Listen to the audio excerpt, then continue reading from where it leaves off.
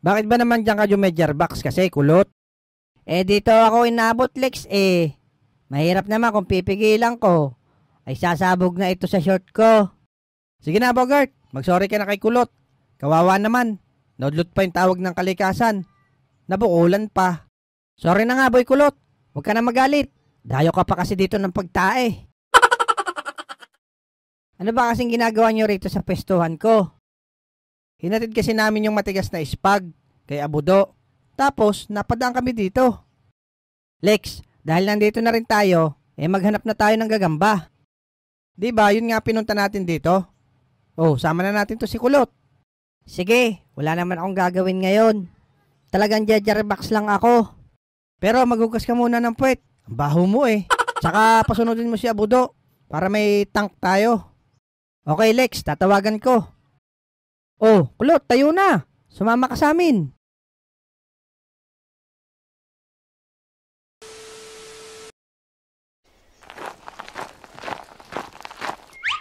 Ayos ah. Ang angas talaga dito sa gubat, no? Ang tahimik. Sana mahanap ko rin yung hari ng gagamba rito. Maraming prutas siguro dito, no? Hoy, wag kang kakain ng kung ano-anong buwang kahoy diyan, Abudo. Baka malasong ka. Sobrang mong takaw eh.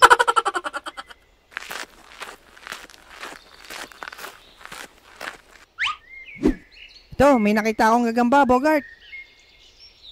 Nako, malit lang yan, Lex. Hindi yan mananalo. Gagawin lang yung food trip ng mga kalabanan. Ay, ganon. Tara, Budo, sunod ka sa akin dito. Lex, dito naman ako sa kabila maghahanap. A few inches later.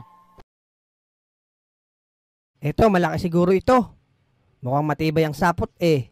Pag ganito, mga lodi, susundan nyo lang yung sapot paibaba para makita nyo yung gagamba. Yun, eto, paibaba yung sapot. Sundan lang natin.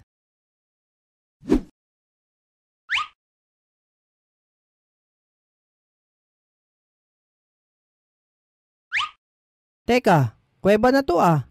Bakit mainit dito sa ilalim? Lintik na yan ah. Sumabit pa ata ang saranggola ko. Ikaw, hindi pala sapot yun. Sinulid pala ng saranggola. Hay, sumabit na naman. Maka-order na nga lang online ulit. Hala, delikado rito. Balik pataas.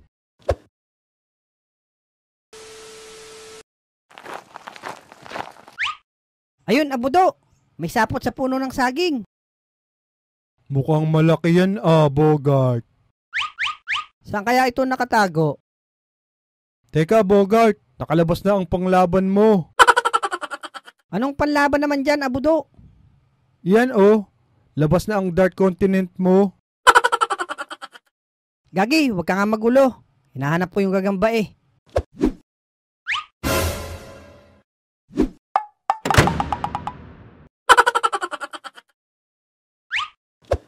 Buisit ka talaga, Abudo.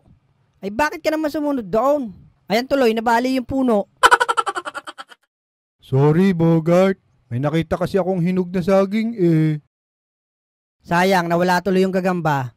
Diyan ka na nga, doon ako maghahanap sa kabila.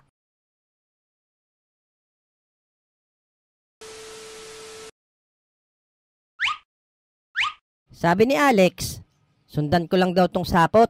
Tapos, makikita ko na yung gagamba nito. A few inches later. Teka nga, nakailang minuto na ako sinusundan to ah. Bakit hindi pa natatapos ata? Ayun pala, malapit na yung dulo. Botsyog siguro to, parang si Abudo. Ano to? Hindi naman gagamba to eh. Parang bulok na rambutan. Dapat dito, pinapalo.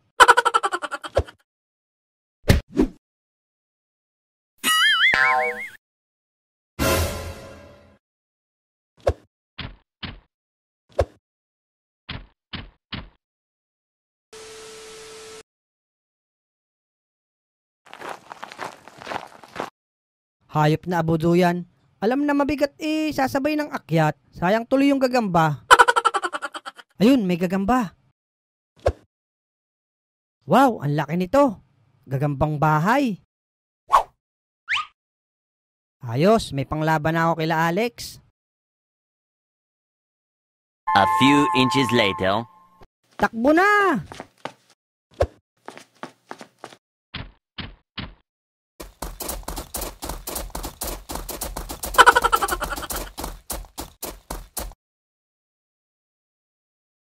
Muntik na tayong maabutan ng baboy ramo ah. Oo nga eh. Ano bang ginawa mo doon, kulot? At hinabol ka nun?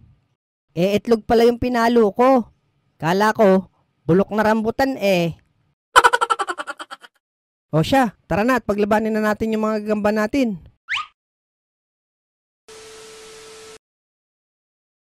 O kulot, labas mo na gagamba mo. Yung sa akin naman, simpleng gagambang uno lang naman. Baka simpleng amoy tae. Oo nga ano, ayos ah, may pula sa likod. O di ba? Sabi sa inyo, simple lang eh. Ito na ang pinakamalakas kong gagamba, kulot. Putik na yan. Literal na bahay yung katawan ah. Gagambang bahay naman yan eh.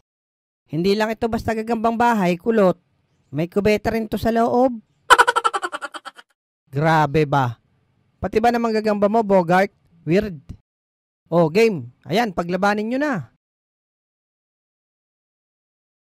Hoy! Wala ka magagawa sa akin, gagambang bahay! Ah, ganun ba? Tingnan na lang natin. Pagka ganitong kare-renovate ko lang. Kahit na! Mura naman pagkakagawa sa'yo! Ah, ganun ha? Simulan na natin.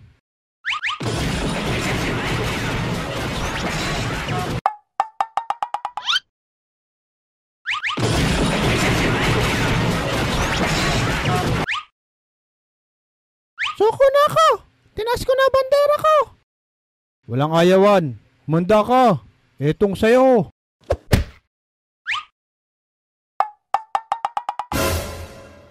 Naku, Bogart, nagpasok sa ilong mo yung gagamba. Kala ata, bahay niya ang ilong ni Bogart.